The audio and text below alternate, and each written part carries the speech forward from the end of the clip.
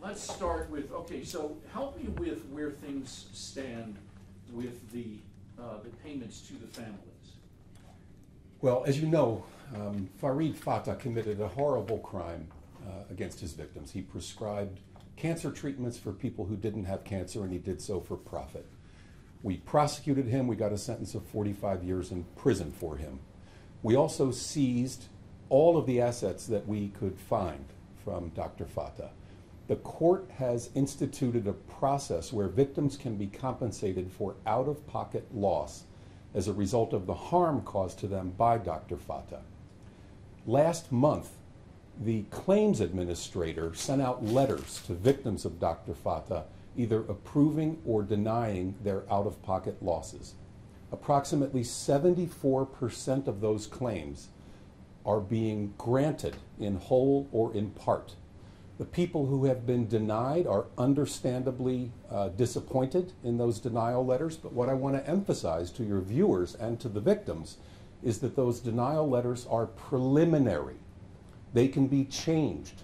The victims have until August 23rd to provide additional documentation or correct any errors that were in their original claims. And the errors may be as simple as they didn't sign the claim, or they didn't provide documentation indicating that they suffered an out-of-pocket economic loss. Many of them are quite simple and can be corrected. We've got a staff of claims facilitators that will help every one of these claimants correct any errors that there may be. We have an 800 number set up. It's open from 9 o'clock in the morning until 8 o'clock at night. The people who answer those phone lines have access to each individual claim and can help the claimants with their individual request for compensation.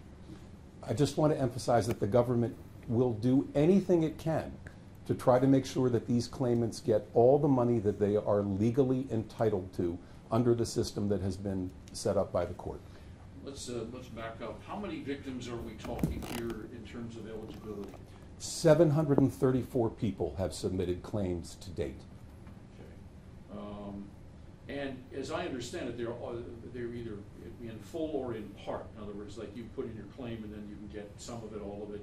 That's correct. In the middle. When you say 74%, I have to believe that you know the number of full restitution. In other words, the number of claims that got a full restitution. That I don't know. You don't have it. You don't have the numbers broken down. Mm-mm. Can you talk about the amount of money that you guys were able to get from Dr. Fata's estate? Yes, we're dealing with approximately $11 million that we have to distribute to the victims of this crime. When will that be distributed? Well, it's going to be distributed when the court indicates it can be distributed. There's going to be a court hearing this November to decide the final distribution of that money. So we're hopeful that November the money will be distributed. All right. And I just want to add, there is a process in place as well that if people are not happy with that final distribution number, if they feel there has been a mistake made in their amount of distribution, there is an appeal process that they can go through with the court and appeal that final order of distribution. The way it was put to me when I heard about this was that apparently there was documentation that is required or asked of people that they claim doesn't even exist. I mean, what is the standard for you having to prove what it is that your out-of-pocket costs are? Well, you have to remember that we're dealing with criminal restitution here. This is not a civil case where people can be compensated for emotional damage or pain and suffering or lost wages. They are only entitled to economic loss for out-of-pocket money that they spent either as a direct result of what Dr. Fata ordered them to undergo or to try to fix and remediate the harm caused by Dr. Fata, or to pay funeral expenses for a loved one who died while undergoing treatment from Dr. Fata. And it has to be during the treatment? In other words, like... No, people who were treated by Dr. Fata and suffered really horrific harm as a result of his treatments, and who then may have gone to another doctor to help heal them from the harm caused by Dr. Fata, they are entitled to reimbursement for out-of-pocket losses for that remediation treatment. So even after the end of treatment by Dr. Fata, they still are entitled to restitution for that. But they have to provide documentation to indicate that they spent the money to fix the harm caused by Dr. Fata. I see. So you're looking for receipts, you're looking for medical records, you're looking for that kind of thing. That is correct. That is correct. And I'm told that if people do not have the receipts, if they in good faith have attempted to get the receipts, but they are willing to sign an affidavit indicating that they have paid out-of-pocket costs, the claim administrator will consider that. I don't want to say they're guaranteed it, but they will consider that. They'll consider it, but they can't guarantee because Correct. It's not a bill. And so there is some consternation about this. I imagine that there is some concern on your part that these people who have already suffered not be forced to suffer yet more. I mean, the last thing we want to do is re-victimize a victim. We are here to try to make these victims whole as best we can, at least economically, and give them every penny to which they are legally entitled. That's our one and only goal in this process. And this is an unusual process, right? Because you were able to get some assets from him. In other words, you're not, like you said, it's not civil. There's not insurance money involved in this. It's purely what you were able to find that he had left after liquidating his assets, correct?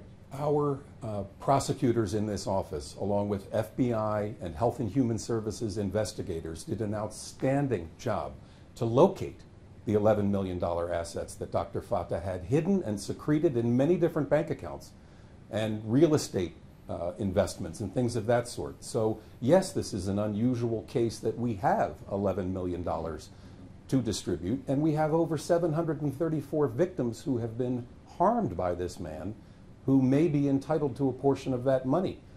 And we have a claims administrator appointed by the court to resolve all of these issues. Is all of this local?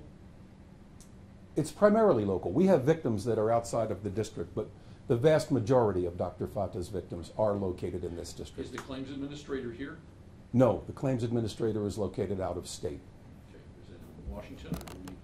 She's located in Minnesota, Okay. but she has a website, she has an 800 number, she has a whole process and employees in place to help facilitate these claims. And I also want to emphasize that both she, the claims administrator, and the employees are not being paid out of the assets that we seized from Dr. Fata. And that's unusual as well. We have set up a process where that money seized is solely for the victims of his crime. And so your advice to somebody who believes that they have been denied improperly? Call the 800 number. Call us. Work with the people who will help them correct any deficiencies in their paperwork and try to make sure that they get every amount of reimbursement that they are entitled to. And is there a number here? The number is 877-202-3282. Okay, that's the 800 number. And Yep. then just call there. You said call there or call here in this office, right? Or, We have a victim witness coordinator that has been working very closely with all the victims of Dr. Fata.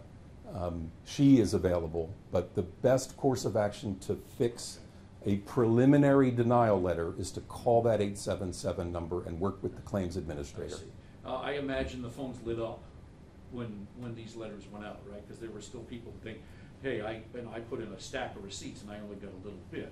Is that the most common kind of sort of reaction to all of this you've got? Believe it or not, no. I think many of these patients are so tired physically and emotionally from what they have gone through with Dr. Fata that when they received that preliminary denial letter, they simply threw their hands up and said, I am overwhelmed and I can't deal with another piece of paper or another bureaucracy.